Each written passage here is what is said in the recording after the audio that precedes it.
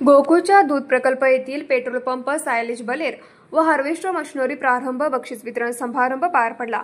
यावेळी अध्यक्षस्थानी आमदार सतीश पाटील होते। मंत्री हसन मुश्रीफ यांनी मंगळवारपासून प्रति लिटर 2 रुपयांची वाढ करण्याची घोषणा केली। मंत्री मुश्रीफ म्हणाले, लिंबेवाडी येथील सौर ऊर्जा प्रकल्पातून कोट्यवधी रुपये संघाची बचत होणार आहे। या काळात गोकुळ विजेच्या बाबतीत स्वयंपूर्ण करण्याचा प्रयत्न आहे।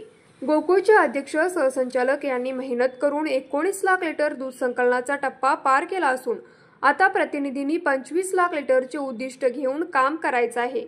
गोकुळ देशातील सर्वोत्कृष्ट ब्रँड करण्याचे स्वप्न असल्याचे प्रतिपादन यावेळी मंत्री मुश्रीफ यांनी केले। आमदार सतीश पाटील म्हणाले, गेल्या 4 वर्षात उत्पादकांना 11 रुपये दरवाढ दिली। गोकुळच्या उत्पन्नातील 85.68% हिस्सा परताव्याच्या रूपाने शेतकऱ्यांना दिला जातो। देशात एवढा परतावा देणारा गोकुळ हा एकमेव संघ आहे। आमदार चंद्रदीप नरके म्हणाले, महायुती सरकारने शेतकऱ्यांना अडचणीच्या काळात अनुदान दिले। यापुढेही गोकुळला सरकारच्या पातळीवर मदतीचा हात देऊ।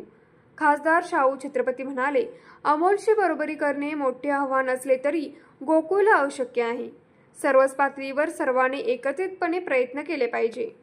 गुणवत्तेच्या बळावर युरोप देशात गोकुळच्या उपपदार्थांना मागणी होत आहे।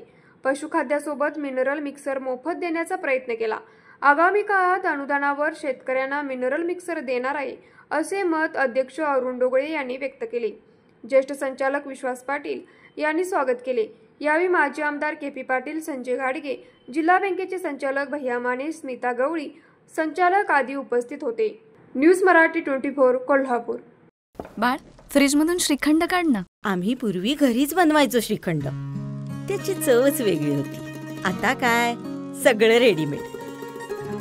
आजी, हे श्रीखंड खाऊन बघ।